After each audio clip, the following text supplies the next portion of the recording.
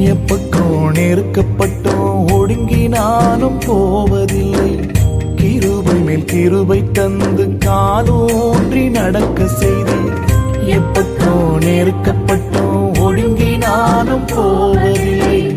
கிருபை மேல் கிருபை தந்து காலூன்றி நடக்க செய்தி. மான்களின் கால்களைப் போல பலனாய் ஓட செய்தீரே. உயர்ந்த ஸ்தலங்களில் என்னை திடனாய் நடக்க செய்தீரே.